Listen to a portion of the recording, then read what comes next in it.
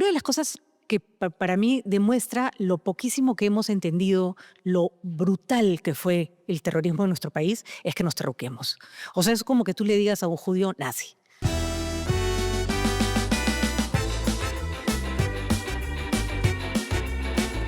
Una mujer mayor que vive sola en un pueblo de los Andes. Está rodeada únicamente de perros y cuenta un testimonio estremecedor de lo que ha vivido.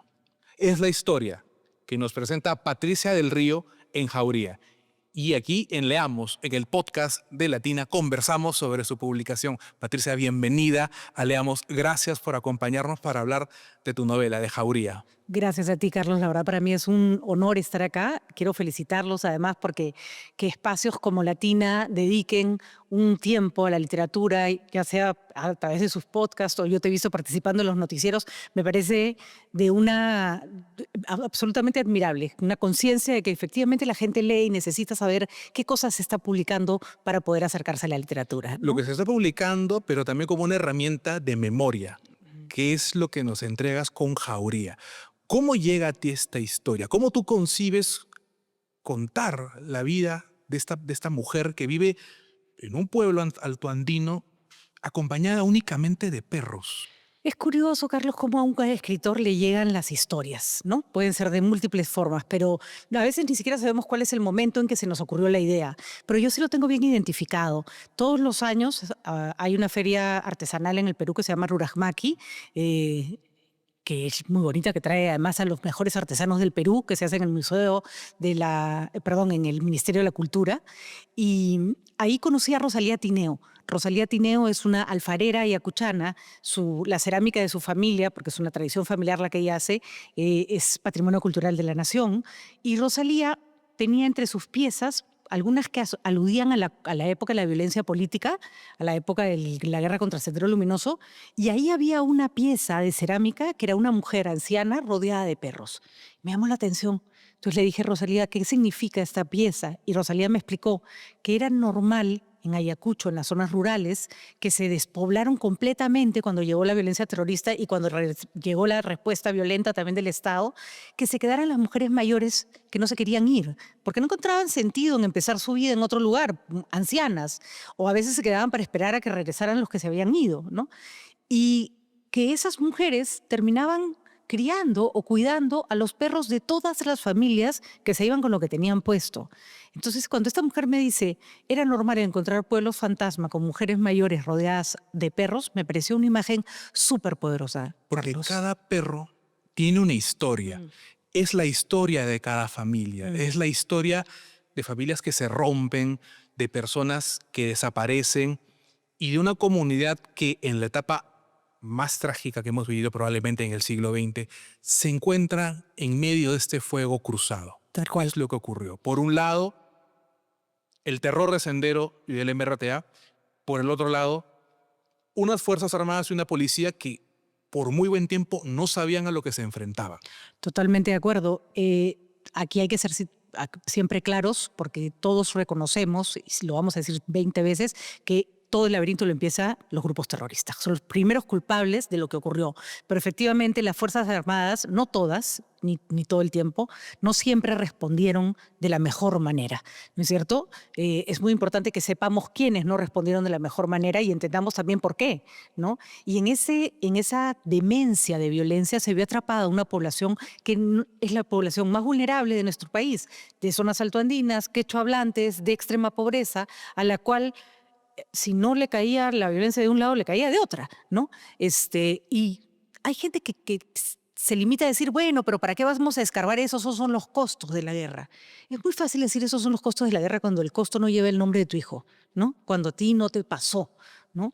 Creo que esos peruanos que sufrieron ese fuego cruzado, que se vieron envueltos entre una violencia demencial, merecen ser escuchados, merecen que sus historias sean graficadas de una u otra manera, ya sea a través de sus testimonios, como lo hizo la Comisión de la Verdad, que recogió los testimonios que ahí están, cualquiera los puede oír, o ya sea a través del arte, es decir, que el cine, la música, la cerámica, los retablos o los libros hablen de ellos, porque eso es muy horrendo lo que pasó en el Perú, muy feo. Y hablas de una población vulnerable.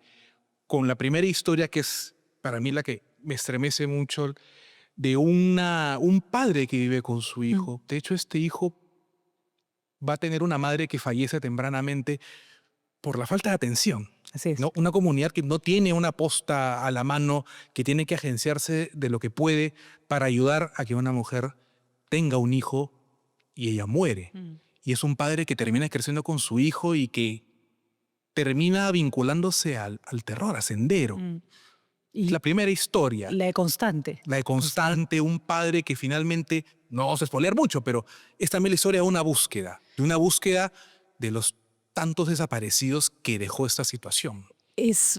Creo que una de las, te va a parecer una comparación que no quiero que suene banal, pero cuando estaba pensando cómo escribir esta historia, viajé al Cusco sola con mi perra. Nos fuimos las dos en el auto, yo manejando y ella acompañándome, con una de mis 3 perras, con la que es más cercana a mí, y se me perdió.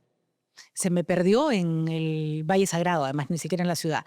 Y estuve más de 10 días buscándola, día y noche, caminando por pueblos que no conocía, porque además se fue a unas zonas de unas comunidades altas.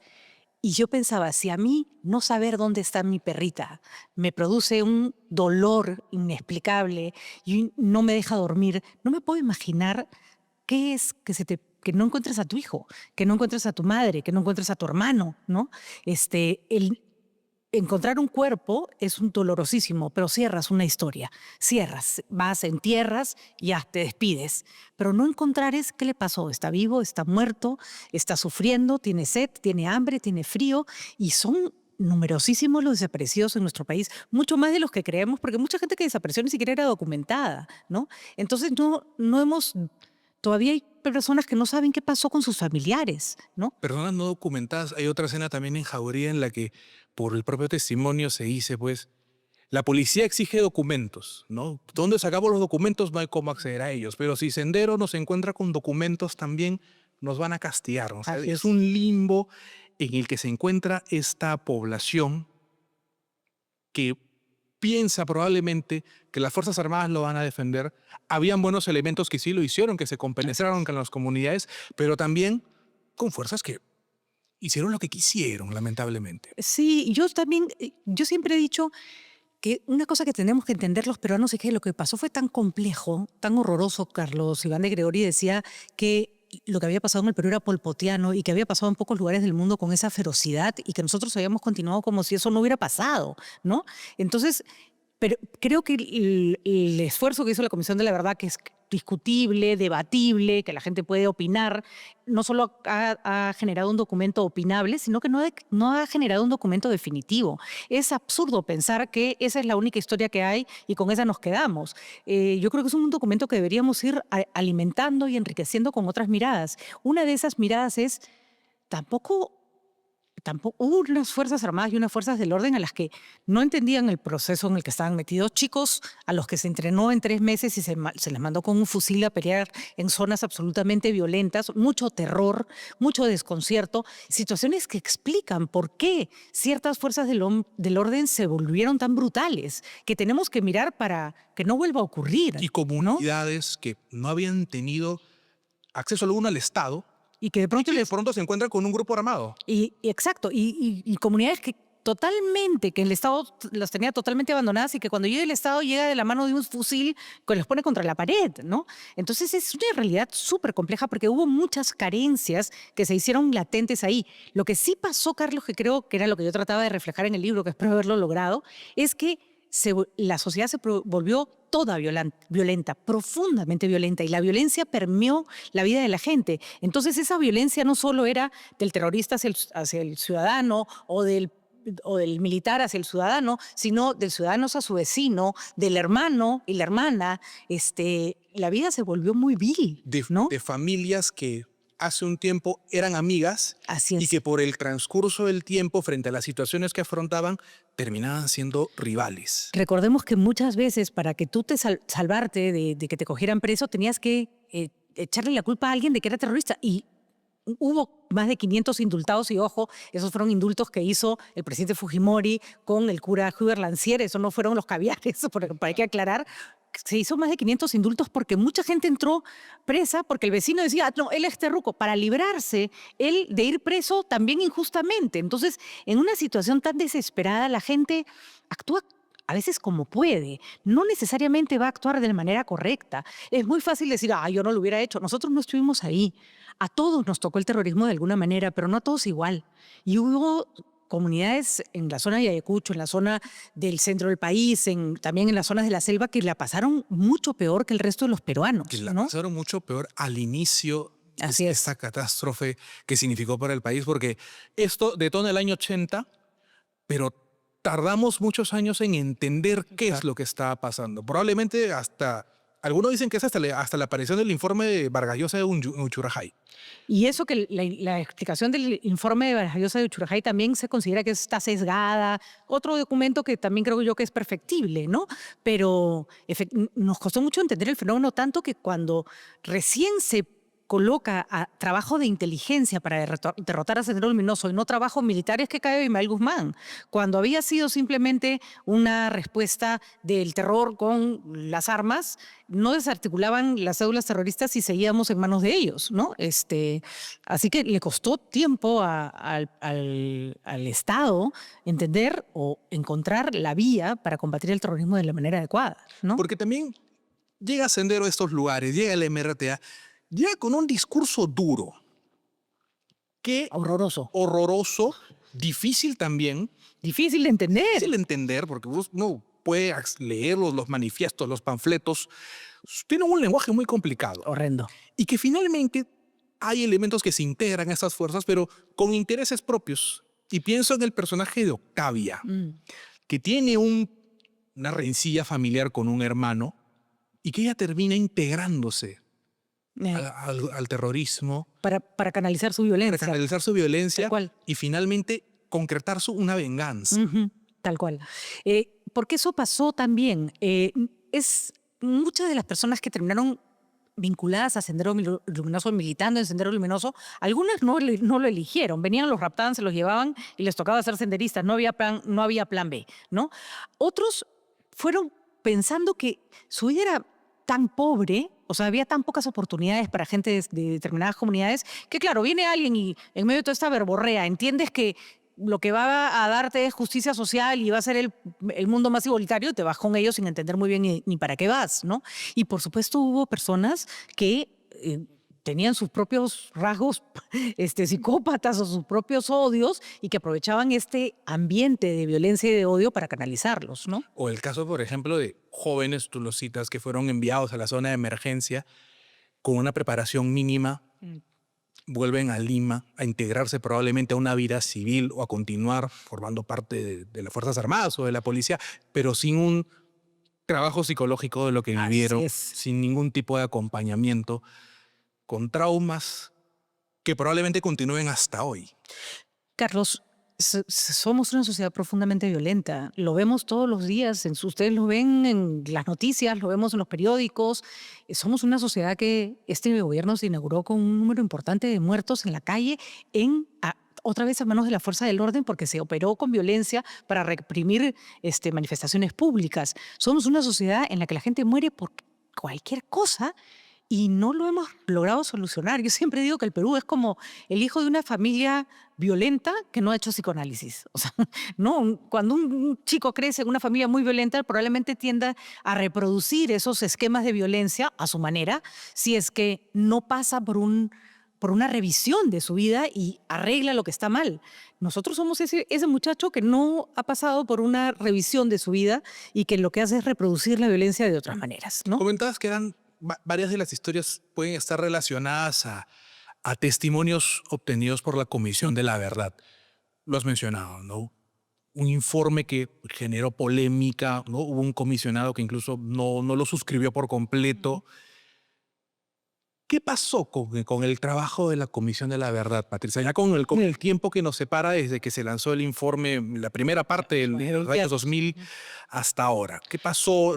Hay recomendaciones de por medio, pero no fue un informe que lamentablemente no generó la reconciliación que aspiraba, ¿no? No generó el consenso, ¿no? Y yo creo, Carlos, que pasó lo que suele pasar cuando se revisan estos temas. Son dolorosos, ¿no? A nadie le gusta mirar sus pecados. Y como sociedad no quisimos mirar nuestros pecados. Era fácil en ese momento, en el 2000, echarle la culpa a Fujimori de todo, pero el problema es que la mayor cantidad de violaciones de derechos humanos No fueron con... fueron con Melaúnde y con Alan García, y esos grupos políticos no quisieron asumir su responsabilidad, que Fujimori la tiene y enorme también, por supuesto, ¿no? Pero... Y eso debilitó, creo, un informe que yo creo que en ningún momento debió ser considerado un texto monolítico, cerrado y algo así como, esta es la verdad, y esto es inamovible. Yo creo que faltó hacer muchas cosas, pero eso no quita que fue un esfuerzo sumamente importante y que ahí tenemos, Carlos, horas de grabaciones de víctimas que ya murieron, de familiares de víctimas que no encuentran a sus desaparecidos. Y podemos estar en desacuerdo con las conclusiones de la comisión, pero no podemos estar en desacuerdo con el testimonio de una víctima a quien le arrebataron a su familia. Testimonios ¿no? que eran duros. Yo tengo un vago recuerdo porque se transmitía por televisión. Televisión, así es. Varios de los testimonios eran en quechua. Así es. Y recuerdo la dureza de los testimonios, pero también la impresión de los comisionados. O sea, tengo en mi cabeza quizá el rostro de Beatriz Alba o de varios de los... Sofía Májer, Carlos Tapia, ¿no? Impresionados. Así es. Porque lo que se contaba era duro. Mira, Carlos, yo tuve para escribir este libro, yo tenía claro que no iba a usar los testimonios porque a mí me parece que los testimonios tienen un valor en sí mismos y que no voy a estar manoseándolos, digamos, ¿no? Pero sí me iba a inspirar en las cosas que contaba la gente y también quería que se me quedara algo de la manera como lo narraban. Los que lo narraban en castellano usaban metáforas particulares, tienen una manera muy bella de describir el dolor, aunque suene contradictorio. Y me dediqué a escucharlos, porque ahí están y uno los puede acceder a ellos. Muchos están en YouTube, otros están en el repositorio del LUM. O sea, yo ya los había escuchado en el 2000, 20 años después lo volví a escuchar y fue más duro todavía. Fue más duro porque pensaba, y esta persona hace 20 años pidió reparación, pidió que sus hijos tuvieran mejor educación para salir adelante. Muchos habían resultado desterrados viviendo en Lima, dejando sus zonas de donde habían crecido. Y yo decía, y lo más probable es que nunca les llegó, ¿no? Entonces, creo que lo que tenemos que hacer es regresar a esos testimonios y regresar a esa historia con otros ojos, ¿no? Para tratar de entender lo que pasó y ver que no nos vuelva a ocurrir. Porque yo sí siento que el Perú es una bomba de tiempo. Yo siento que hay demasiadas heridas que no se curaron, que no se sanaron y que eso es muy peligroso para un país. Pienso, por ejemplo, pero sé que no es un proceso fácil. Pienso en el Holocausto. Tarda. La post-Segunda Guerra Mundial... Después de la Segunda Guerra, el mundo seguía siendo profundamente antisemita y a los judíos les costó más de 50 años que la gente empezara a querer escuchar lo que había pasado durante el Holocausto. Pero curiosamente, lo que más ayudó a la comprensión de lo que ocurrió durante el Holocausto judío fue la ficción. Porque la gente, eso me dijo el otro día un escritor, Javier Ponce, la gente prefiere que le cuentes un cuento a que le des una noticia, ¿no? Entonces, la literatura permite que las personas bajen las defensas, que se atrevan a empatizar con el personaje, que se atrevan a mirar sabiendo que eso no ocurrió, aunque saben que en el fondo ocurrieron eso o cosas peores. Ahora, hay un tema con la ficción que es importante, que probablemente sobre el periodo del terror no se ha hecho tanto. Creo que el fenómeno de Sendero y el MRTA lo hemos analizado muy bien desde la sociología, desde la antropología. Ha citado a Carlos Iván de Gregori.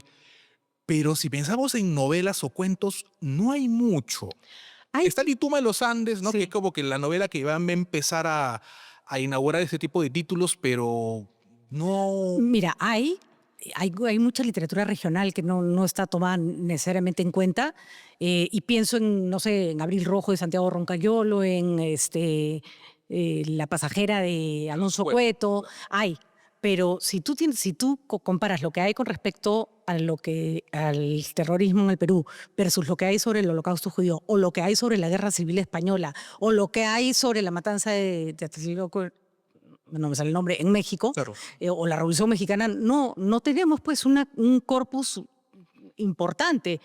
Pero normalmente eso es normal, porque tienen que pasar una cantidad de años para que las historias se decanten y sea más fácil ficcionar sobre ellas. Porque son ficciones que en algún momento van a tener que contarnos cómo se vivió tal situación. Sí. Tú lo has graficado en esa zona altoandina, no detallada, por cierto, ¿no? El lector puede imaginar que quizá está en Ayacucho, pero bien Así pudo es. haber sido un pueblo del Valle del Mantaro, Tal cual. cerca al Cusco, Tal ¿no? cual. Pero también una ficción en algún momento puede contarnos cómo se vivió este periodo, quizá en el norte del Perú, en el sur, en Lima mismo, pensando en Lima Sur, que es donde termina siendo asesinada Marilena Moyano, por ejemplo, o en Lima Norte, o en el Callao.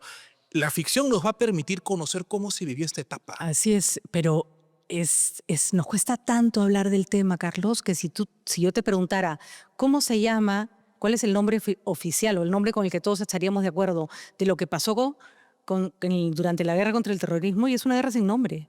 Porque algunos le dicen conflicto armado interno, otros no quieren que les digan conflicto armado interno, otros usamos guerra contra el terrorismo. No, la guerra del Pacífico es la guerra del Pacífico. Si te pregunto cuántos muertos hubo, hay gente que dice 30, hay 30.000, hay gente que dice 40.000, hay gente que dice 60.000. O sea, es una guerra que no tiene nombre y no tiene una cifra cerrada de muertos y desaparecidos. Es un horror. La protagonista de Jauría utiliza un término, ¿no? Los tiempos de Los tiempos de la muerte. los tiempos de la muerte, Sí. ¿no? Que es un nombre estremecedor, pero que finalmente concluye en lo que se vivió, ¿no? Así Muerte, desolación, un estremecimiento que hay en cada una de las historias. El propio personaje me parece que tiene una historia propia muy intensa de no saber lo que le pasó a su ser querido finalmente, porque tiene un testimonio por un lado de las autoridades, luego tiene otra historia, ambas historias no coinciden y se queda con la duda de no saber lo que le pasó. Solo sabe que su hijo está muerto. Solo sabe que Benjamín está muerto. Nada más. Y yo no quería ponerme a juzgar las historias, ¿no? Un elemento que me sirvió, porque fue duro escribir el libro, o sea, hubo momentos que fue duro porque estaba tratando con historias que aludían a hechos reales, de los cuales, como te comentaba, escucharlo fue un poco traumático. Y una de las cosas que hice es que fue como que esas historias sean digeribles, y los perros me sirvieron para eso. Ahí fue que me acordé de Rosalía, porque quería hacer algo con el tema de la violencia política, y ahí me acordé de Rosalía, me acordé de los perros, y los perros creo que en el fondo sirven como una metáfora de lo que le pasó a cada familia, pero también una esperanza, porque están ahí. O sea, es como una memoria que no se quiere borrar, es como un hecho que no quiere ser silenciado, ¿no? Y es una anciana, que es la más vulnerable entre los vulnerables, la que es la custodia de la memoria de este pueblo en la que todos se han terminado yendo, ¿no? Y el perro como ya figura literaria milenaria de lealtad. Así es, ¿no? O sea, así es. Uno piensa en un perro quizá literario y una referencia puede ser pues el Argos esperando a Ulises llegando, ahí está acá y lo ha visto, lo reconoce y se muere sabiendo de que su dueño regresó. Casi como si lo hubiera estado esperando para morir, ¿no? Para eso. ¿Tú tienes perro, Carlos?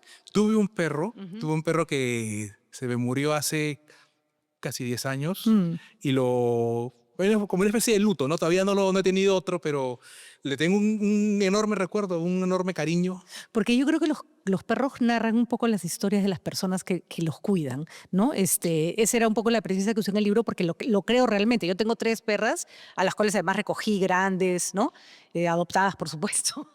Y yo creo que mis perras hablan un poco de mí, ¿no? De cómo están cuidadas, ¿no?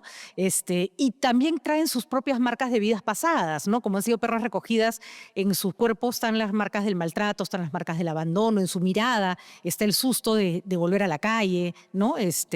Tengo una perrita, por ejemplo, que si levantas muy de la mano con brusquedad, ladra, porque cree que la vas a golpear, cuando en mi casa nadie la ha golpeado jamás, pero vino grande, ¿no? Algo le ha pasado. Entonces, claro, un perro no habla como un ser humano, pero habla de otras formas, ¿no? Estuve en Ica, en la biblioteca Abraham Valdelomar, que queda frente a la laguna La Huacachina. Si van a Ica, no dejen de visitar la biblioteca, que es una belleza. Y había un perro que se llamaba Guido, que daba vueltas por ahí. Te juro que parecía un perro intelectual. Nunca le escuché el ladrido, porque sabe que vive en una biblioteca, ¿no? Entonces, los perros son un reflejo del entorno en el que están, ¿no? Desde luego. Un dueño agresivo tiene un perro agresivo, ¿no? Obviamente, ¿no? Si se va a transmitir Así es. eso.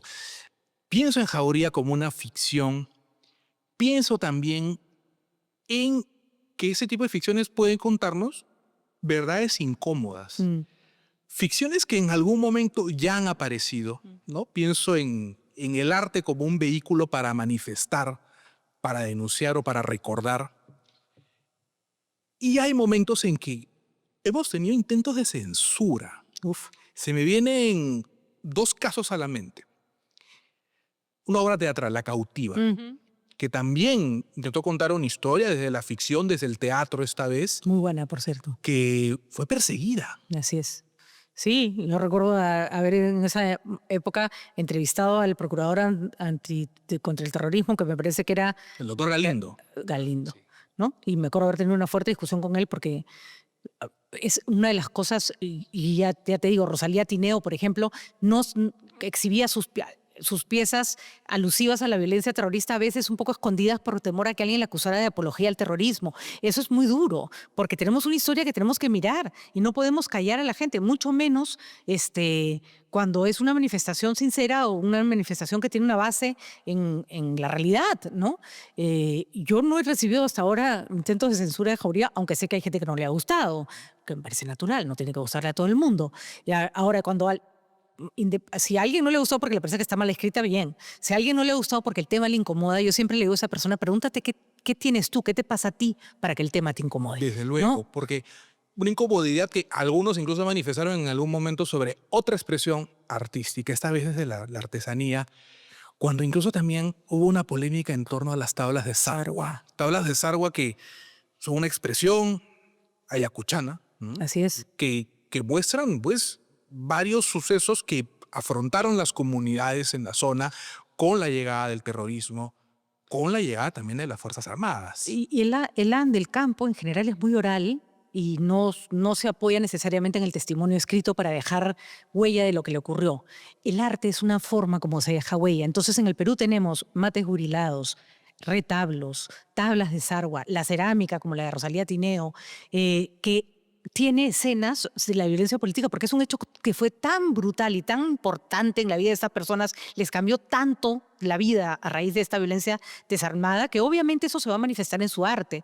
De hecho, la portada del libro Jauría la hizo Heriberto Jiménez, que es un retablista que tiene entre sus piezas de retablos que narran la violencia política. Que dio justo a la portada, que es estremecedora, que es muy fuerte, que es una mujer cargando un cadáver. Cadáver, que podemos asociarlo con alguna de las historias o los múltiples casos de desapariciones y que en la época del terror, con un estilo que yo lo vi y se asemeja también un poquito con el dibujo de las tablas de Sarwa. Y si nos ponemos a ver a la historia, hasta con los dibujos de Guamán Poma, sí, claro, que también asocian pues a la denuncia, a lo que afrontó la población andina durante el proceso de conquista y de la instalación del virreinato. Es curiosísimo porque es una ilustración que parecía hecha para el libro y no, yo la encontré y tiene perros alrededor, la mujer además, ¿no? Y yo la encontré en un libro que se llama Chungui, que lo publicó el IEP, en el que justamente Heriberto Jiménez hace exactamente lo mismo que Guamán. O sea, escucha testimonios ¿no? de la comisión, escucha testimonios de los sobrevivientes en Chungui, Oreja de Perro, que fue la zona más golpeada por el terrorismo, y él grafica, hace como una especie de registro gráfico de lo que escucha, ¿no? Entonces, para mí fue un honor que el dibujo de Heriberto estuviera en la portada del libro y creo que es un reconocimiento que les tenemos que hacer a nuestros artistas, porque a nuestros artistas populares, a nuestros artesanos, porque ellos sí han contado la historia que nosotros hemos querido callar. Desde luego, aparte desde su óptica, desde la óptica de la región, desde la óptica del pueblo, de cómo se sufrió. Así es. Quería también ir hacia el lado también de la observación. He visto algunas entrevistas que has estado dando y me he enfocado en los comentarios. Hay de todo. Hay de todo y aparece lo que definimos como el terruqueo. Una crítica en 3 palabras, sin argumento, sin conciencia, sin entender de lo que en verdad se está hablando, se está explicando. A mí me da risa cuando ponen algo así como, no voy a leer el libro de esa terruca. Y yo digo, bueno, ¿cómo haríamos para debatir? Si no vas a leer mi libro, no vas a saber de qué trata la historia. Y además, ya me dijiste terruca, ¿no? Simplemente porque me estoy ocupando de un tema complicado. Y yo creo que tengo me ha pasado, Carlos, y eso me ha gustado, que gente que creí que el libro le iba a incomodar o lo iba a odiar, no lo ha odiado y no le ha incomodado. Porque hay gente que me ha dicho es durísimo, pero es así, así fue, Así fue. así fue, ¿no? Este, una de las cosas que para mí demuestra lo poquísimo que hemos entendido, lo brutal que fue el terrorismo en nuestro país, es que nos terruquemos. O sea, es como que tú le digas a un judío nazi. Es así de fuerte. Y usamos el terruqueo a veces contra personas que han sido mucho más víctimas del terrorismo que nosotros, que lo estamos enunciando, ¿no? Entonces, a mí me da pena porque las personas que actúan así no quieren iniciar un diálogo, un debate. No tenemos que estar de acuerdo. La gente no tiene por qué estar de acuerdo. Podemos discrepar. Yo creo que hay ciertas cosas mínimas sobre las que tenemos que ponernos de acuerdo de una vez por todas. ¿Cómo se llama? ¿Con qué nombre vamos a denominar esa historia? ¿Cuántos muertos hubo? ¿Cuántos desaparecidos falta por ubicar? Esos creo que tienen que ser como mínimos que tenemos que tener todos los peruanos. De ahí en adelante, ¿por qué se comportaron así las Fuerzas Armadas? ¿Por qué surgió Sendero Luminoso? Podemos debatir, pero tenemos que hablar. Porque si no, nos vamos a odiar cada uno de nuestra trinchera con nuestro argumento que creemos único y verdadero, y no vamos a tener posibilidad de escuchar a una verdadera víctima, por ejemplo, ¿no? Una víctima que hasta el día de hoy está buscando quizá un familiar desaparecido. A la cual le acaban de sacar una ley en el Congreso para decirle que los presuntos asesinos o perpetradores de violencia contra sus familiares tienen amnistía. O sea, el tema... Dime si no es actual, si todavía en el Congreso se siguen dándole leyes para proteger a quienes violaron derechos humanos. Y yo creo que es una ofensa enorme, por ejemplo, dar leyes que amnistían a los violadores de derechos humanos porque metes en el mismo saco al que violó derechos humanos que al que no violó derechos humanos. Yo creo que los militares que pelearon esa guerra limpiamente se merecen todo nuestro respeto, nuestro reconocimiento. Deberíamos saber sus nombres, debería haber héroes de esa guerra que hicieron lo que tenían que hacer y señalar con el dedo a los que lo hicieron mal y separar a los buenos de los malos, porque yo me niego rotundamente a considerar que todo militar en zona de emergencia fue un violador de derechos humanos. No, señor. Hubo gente que peleó esa guerra con dignidad y esas personas deberían tener un reconocimiento mucho mayor y ser separados absolutamente de los que, estoy segura que son los menos, los que no hicieron su trabajo como debía ser. Gente ¿no? que entró a pelear con dignidad, conociendo a la población, Así es. empatizando con ella. Los protegió. Hay una novela de Carlos Enrique Freire que se llama La guerra que hicieron para mí, que es una historia fantástica de un hombre que construye una especie de fuerte apache y mete adentro a toda la población para protegerlos del terrorismo. Gente que a la hora que fueron a mover las bases militares de determinadas zonas, la gente no quería que las bases se fueran porque habían ordenado, los habían protegido y habían ordenado un poco el caos en el que habían estado viviendo. Había sido la primera presencia del Estado Así es. en años. Así es. Entonces, no, esta fue una guerra horrible que sacó lo peor de mucha gente, pero también sacó lo mejor de un montón de gente, ¿no? Y eso lo tenemos que reconocer, lo tenemos que mirar. No, Carlos Enrique Freire tiene esta novela que te digo, Lurgio Gavilán, ¿no? Que es un personajón que estuvo en todos los lugares en los que se podía estar en esa guerra, fue terrorista, después fue militar, después terminó de cura. Él tiene en sus dos libros, Memorias de un soldado desconocido y Carta a Shogun, el reconocimiento de un militar que lo salvó de morir, finalmente. Lo encontró cuando él era terrorista y lo llevó a un cuartel. Él era menor de edad y lo formó como soldado y se volvió soldado. Sí, ¿no? Entonces, él escribe una carta de agradecimiento. Y no puede ser que no conozcamos esas historias, ¿no? No puede ser, porque son historias valiosas también, ¿no? Obviamente. Patricia, ya yendo a tu faceta como periodista, como comunicadora, pensaba en el tiempo que nos acompañabas a diario desde una cabina radial hasta el momento en que decidiste no más. ¿Qué pasó? Me cansé, Carlos. Yo respeto mucho a la gente que hace periodismo en esta época porque creo que el mundo está cambiando de una manera impredecible. No solo me refiero a los cambios tipo la IA o los cambios tecnológicos, que en fin, la tecnología siempre me parece que evoluciona para seguir acompañándonos en nuestra vida de la mejor manera.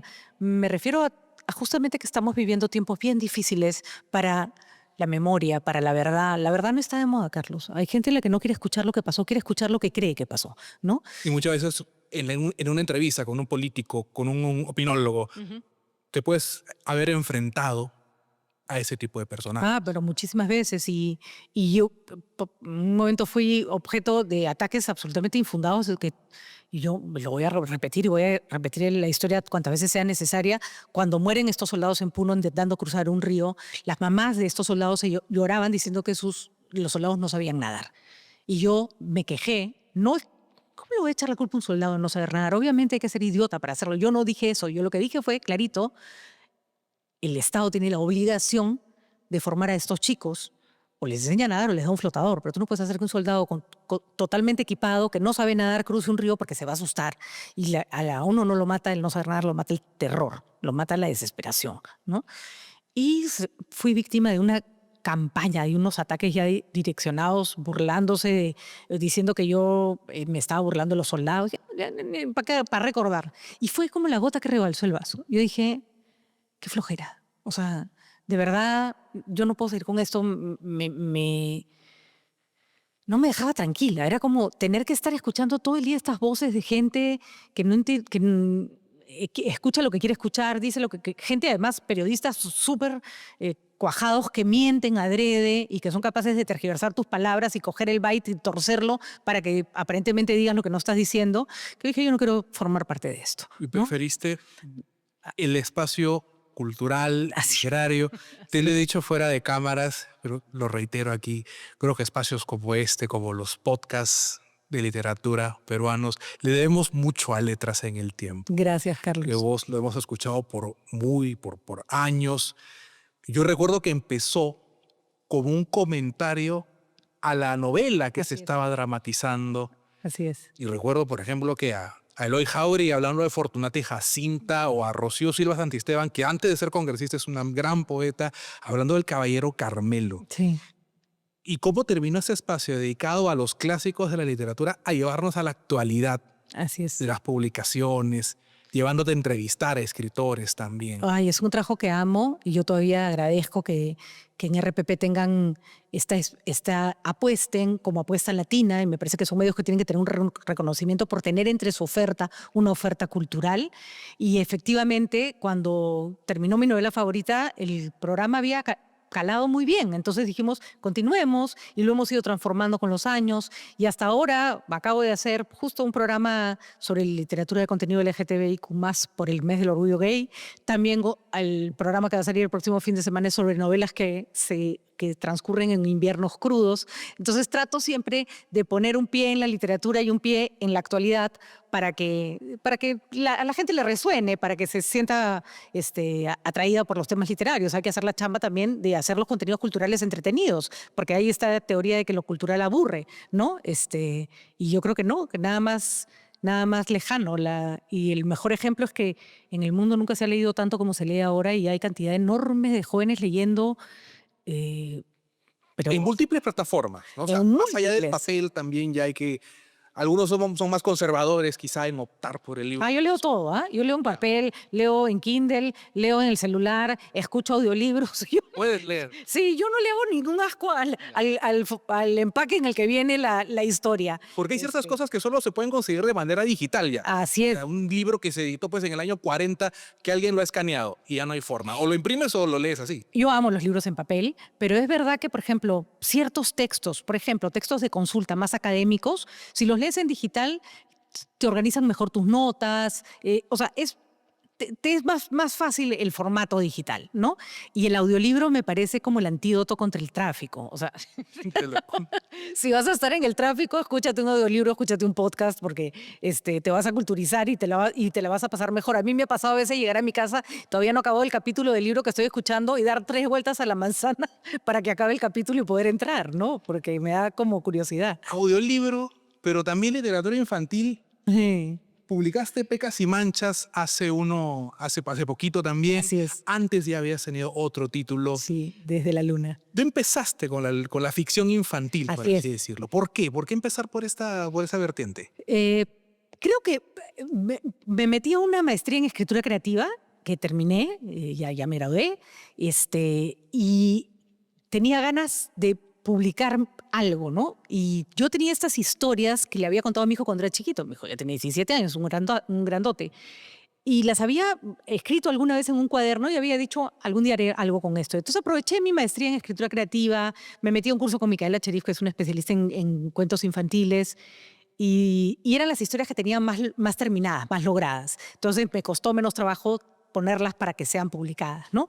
Pero en general me encanta escribir, o sea, yo estudié, mi pregrado es en literatura, no es en periodismo, es en literatura y lingüística. O sea que en realidad he estado muy cerca de la literatura toda mi vida, ¿no? Pero yo creo que la literatura infantil tiene un espacio muy importante en la vida de un niño, porque no solo es una historia que le estás contando, es un tiempo de afecto.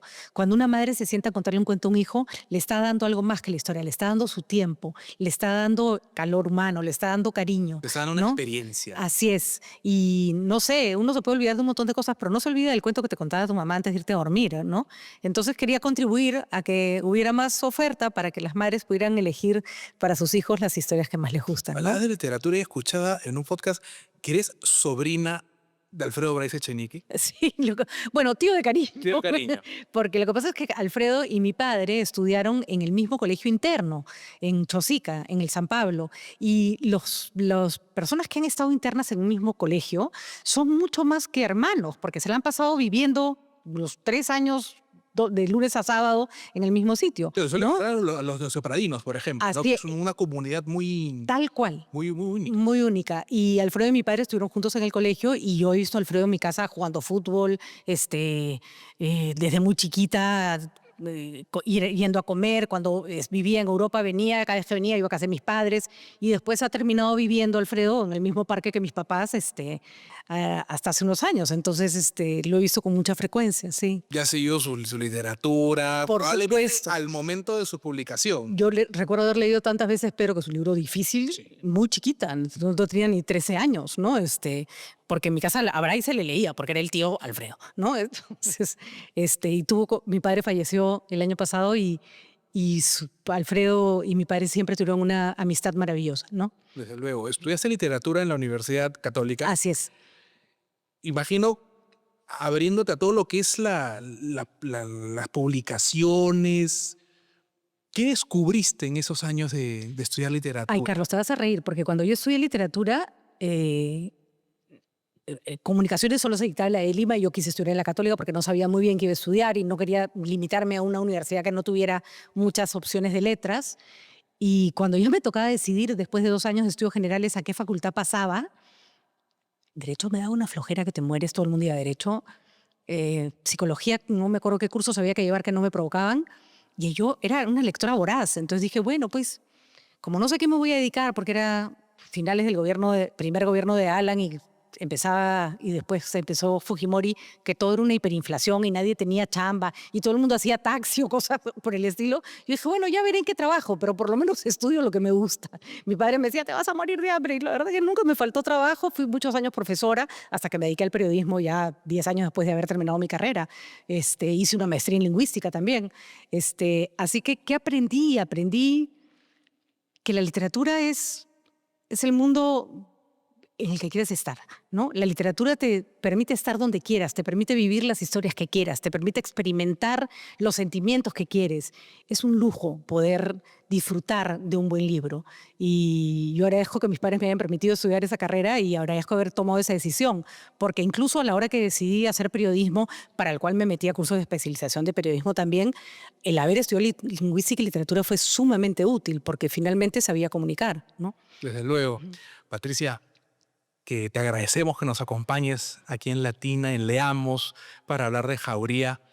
Y antes de acabar esta entrevista, quiero proponerte un reto. Dale. Un reto que está inspirado esta vez en el 2. Tú sabes que Latina es el canal 2 de toda la vida. Así es. Y quiero invitarte a que nos digas, nos menciones 2 libros que a ti te hayan marcado. 2 libros que quisieras compartir con nosotros, 2 libros que tú digas, o probablemente 2 libros que te ayudaron a escribir Jauría, 2 libros que tú quisieras compartir con nosotros. Mientras tú piensas estos 2 libros, yo quiero dirigirme a quienes están acompañándonos en esta transmisión, agradeciéndoles por estar con nosotros en Leamos, en el podcast de Latina, recordándoles que estamos en YouTube. Suscríbanse, hagan clic, denle clic a la campanita siempre para que estén al tanto de nuestras publicaciones, de las entrevistas a escritores que estamos realizando en el podcast de Leamos, en Latina Noticias. Son 2 libros los que te propongo, Patricia, que puedas compartir con nosotros. Mis 2 libros, 2 que están en mi top 5 de todas maneras, y son el puesto 1 y 2, no sé cuál 1 y cuál 2, es el primero, Conversación en la Catedral de Mario Vargas Llosa. Es un prodigio de técnica literaria, es un libro que a primera vista puede parecer difícil y sin embargo lo he disfrutado en mi primera lectura y en las relecturas que he hecho de él, porque grafica muy bien lo que hace la corrupción con un país, ¿no? Desde temática hasta la estructura de la novela, es una obra maestra por ambos lados. Maestra Vargas Llosa ha sido un escritor que hemos tenido la suerte de que haya nacido acá y haberlo podido disfrutar tanto, ¿no es cierto? Pero es un gran escritor tanto por la relevancia de los temas que toca como la maestría como los toca, ¿no? Y la otra es de una novela de otro novel, de José Saramago, que se llama Ensayo sobre la ceguera, que me parece un libro fundamental, que lo releí en tiempos de COVID, que es la historia de una sociedad en la que hay una epidemia en que todos se van quedando ciegos.